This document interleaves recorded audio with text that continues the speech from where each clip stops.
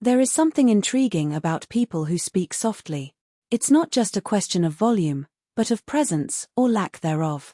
Have you ever noticed how some people seem to carry words as if they were secrets, whispered only to those who deserve to hear them? While the world screams, they choose silence as their refuge, and each syllable that escapes seems to have been filtered through a sieve of caution. But is this almost imperceptible voice just shyness, or is it hiding something deeper, something that not even they can name? Before making any judgment, it is important to say, there is nothing wrong with speaking softly. Not everyone needs to take up space with decibels to be heard. Some simply discovered, even as children, that the world is a very noisy place, and that reducing their own volume was a way of not getting lost in the chorus. Perhaps they learned that words, when spoken in a soft tone, gain a different weight, as if only those who truly approach them deserve to access them. And in a way, that's a kind of power, the power to choose who enters your circle of trust, even if that circle is small. But behind this choice, there is often a story that the voice does not tell. Maybe it was children who, when they spoke loudly, were reprimanded with "shut up" or "don't shout." The brain registers, being noticed is dangerous.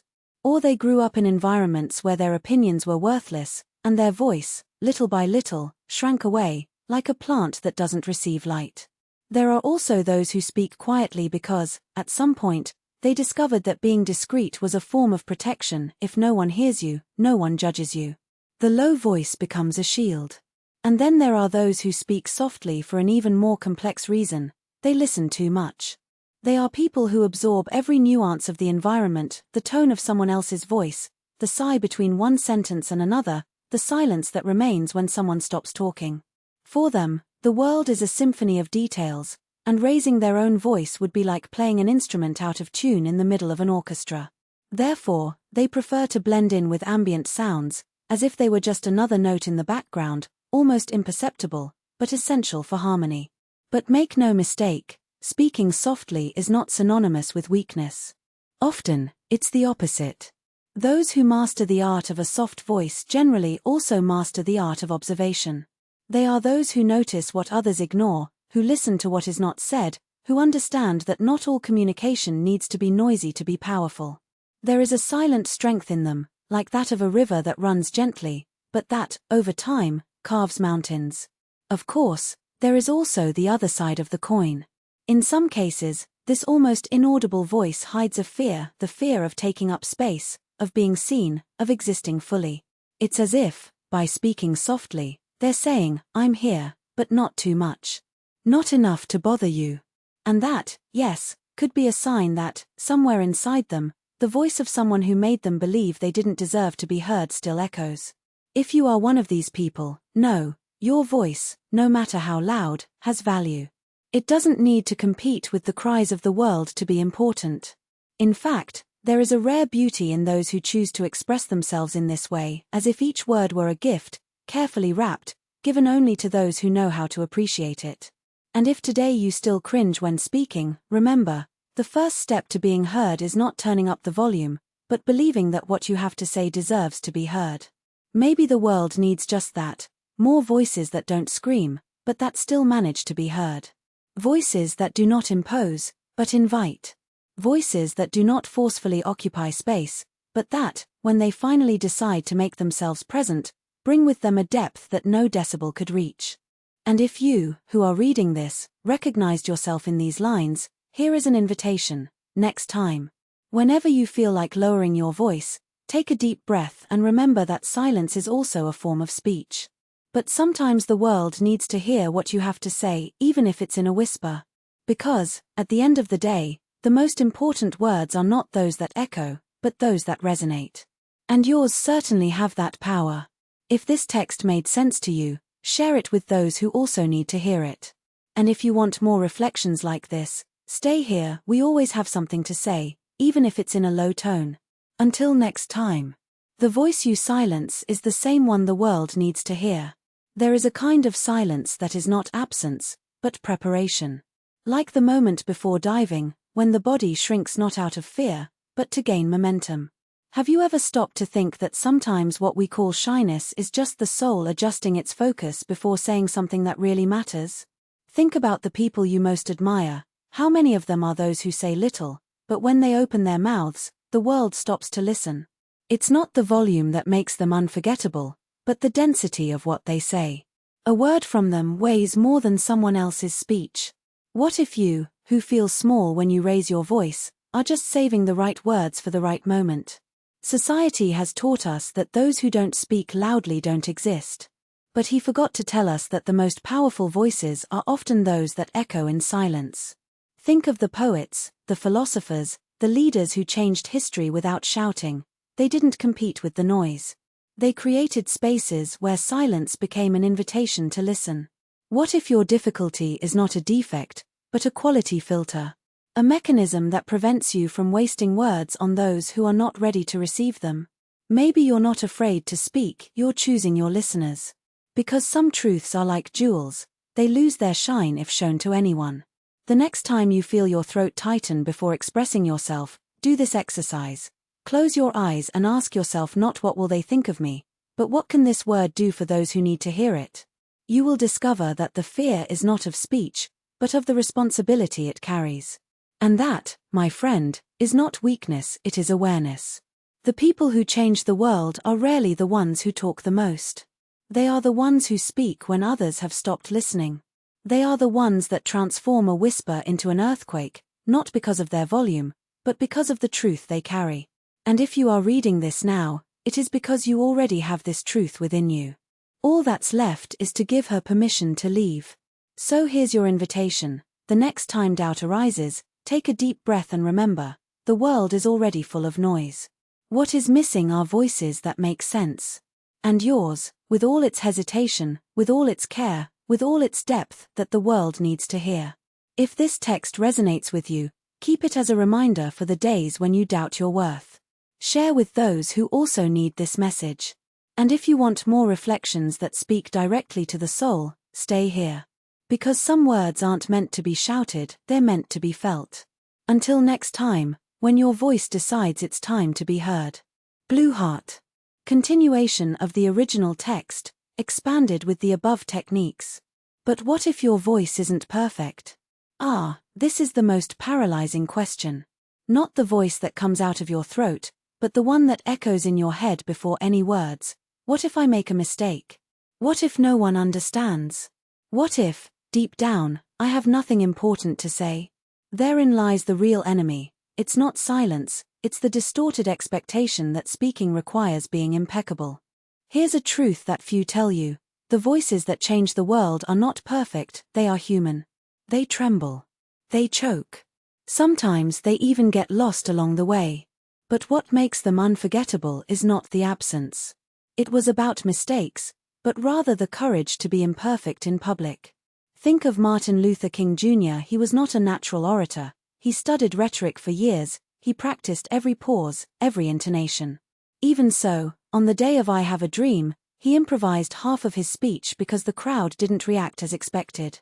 What saved him was not the technique, but the raw truth he carried. Or Maya Angelou, who remained mute for 5 years as a child out of fear of her voice and still became one of the greatest poets in history. Imperfection is not an obstacle, it is the soil where authenticity grows. So when you find yourself mentally rehearsing a speech you'll never give, or postponing an important conversation because it's not ready yet, remember, the world doesn't need another rehearsed voice. It needs yours, with its stutters, its doubts, its R's and A's. Because it is exactly there, in those little stumbles, that people recognize themselves. That's when they think, this someone is just like me. The fear of speaking is actually the fear of being seen. This is the core of the issue. We are not afraid of words, we fear what they reveal. Every syllable we utter is a piece of ourselves exposed to judgment. If I say that, will they think I'm naive, pretentious, weak? This is where the great paradox comes in. The more we hide our voice, the more power we give to others to define who we are. You see, those who remain silent do not go unnoticed. It passes invisible. And invisibility is the most silent prison there is. Have you ever noticed how the most interesting people you meet are not the ones who talk non-stop, but the ones who carefully choose when to break the silence? They are not afraid of being seen, they are afraid of not being remembered. There's an exercise I do with my public speaking students, and that you can do right now. Close your eyes and imagine the worst thing that could happen if you said what you really thought. Write it down. Then ask, will this kill me? Will I lose everything? Or will I just find out who's really on my side? Most of the time, fear is a ghost with a megaphone, loud but insubstantial. The art of speaking is not about mastering the word, but about letting yourself be dominated by it. Here's the secret no one teaches you: the best lines aren't planned, are permitted.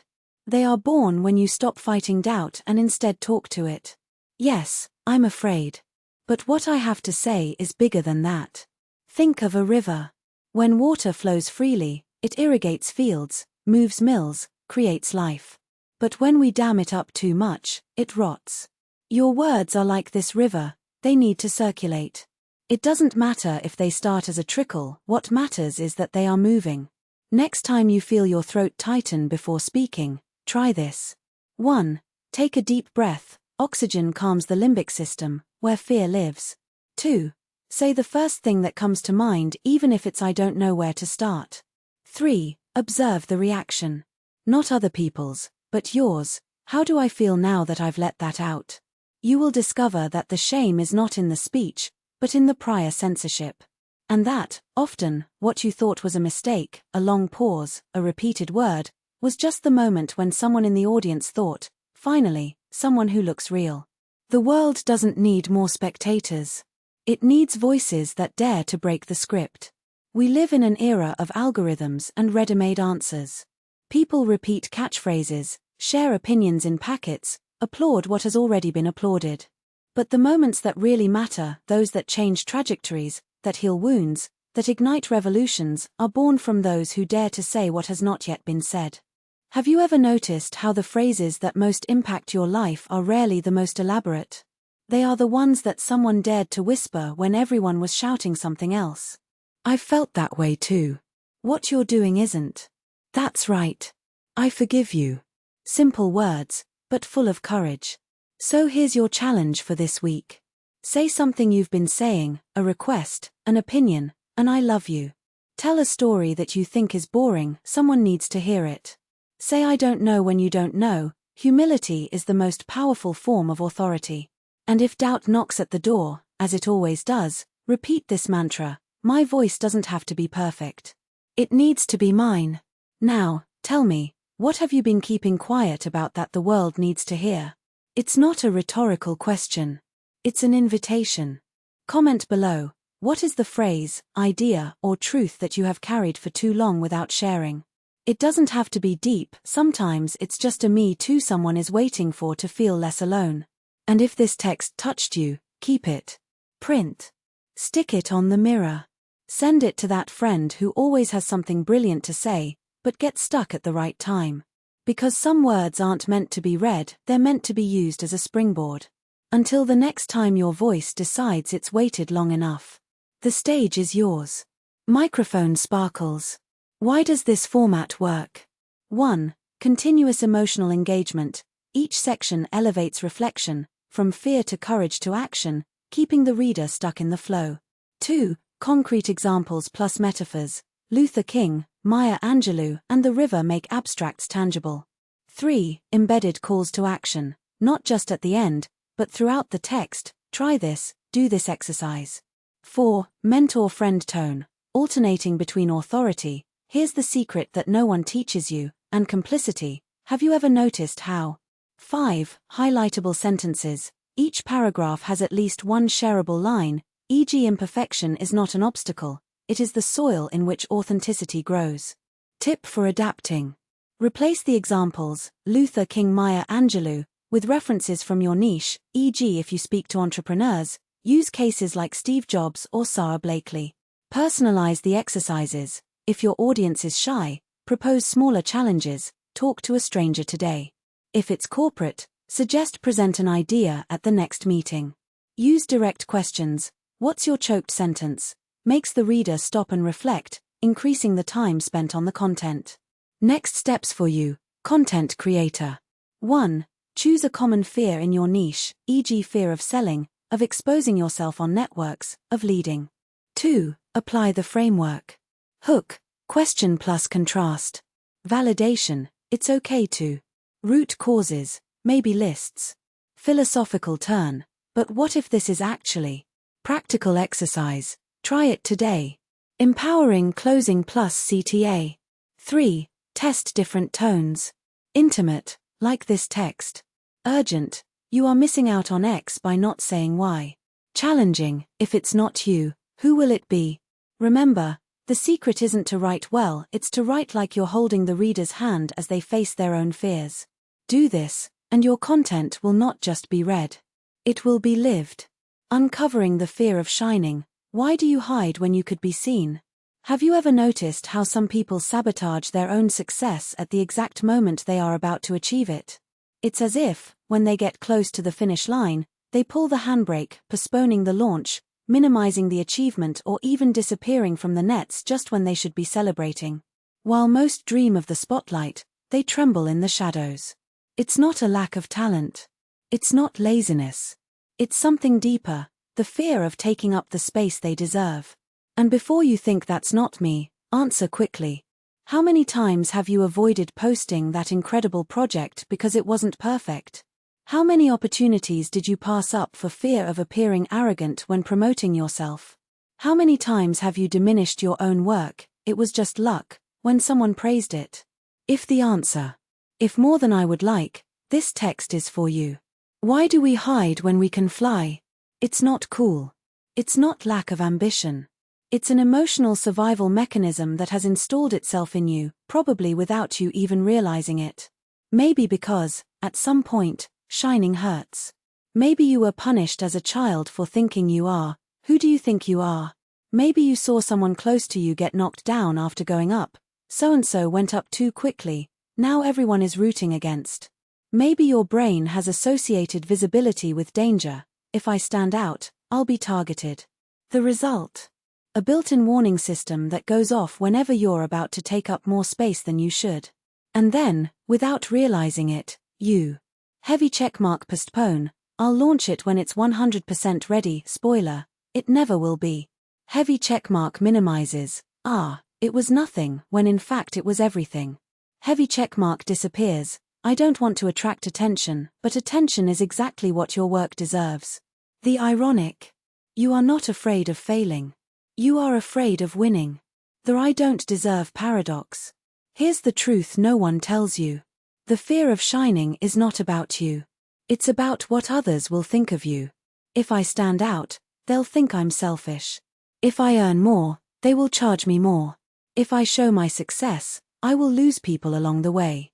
But ask yourself, if it's not you, who will it be? The world is already full of mediocre people promoting themselves. What's missing are people like you who have something real to offer, taking up the space that's rightfully yours. And you know what's even more cruel? While you hide, someone less prepared is in your place. Not because of merit. For courage. The exercise that will get you out of the shadow, today. If you've read this far and felt tightness in your chest, it's a sign that it resonated. Now, the burning question. What are you going to do with this awareness? 1. The 5 Minutes of Courage Challenge. Pick up an achievement you've hidden, a project, a talent, an idea. Record a 1-minute video, or write a post, without editing, without filtering. Publish. It doesn't matter if it's 3 or 300 views. The point is to break the spell of silence. 2. The so what? Rule. Whenever fear appears, what if they think I'm showing off? Respond. So what? What's the worst that could happen? 99% of the time, you will realize that the worst-case scenario is just a story you made up. 3. The daily reminder. Put it on your cell phone or on your desk. If not me, who? If not now, when? The truth that will set you free. You're not afraid to shine. You're afraid of being seen. And that makes perfect sense, because to be seen is to be vulnerable. It's giving up control over how others see you. But here's the secret. The world doesn't need the diminished version of you. He needs the real version, with fears, scars and, above all, the courage to take his place.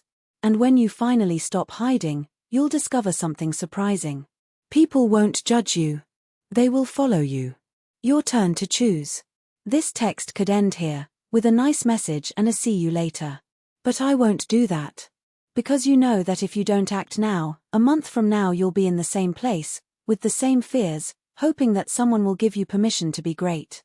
This permission will not come. No one is going to knock on your door and say, now you can do it. Now you deserve it. You have to give yourself this permission. So here's your ultimatum, lovingly but firmly. 1. Choose anything that you have been avoiding for fear of exposing yourself. 2. Do it today. Not tomorrow. Today. 3. Comment below, I did it. Describe what it was. It's not about results. It's about breaking the cycle. What if you don't? Well, life will go on.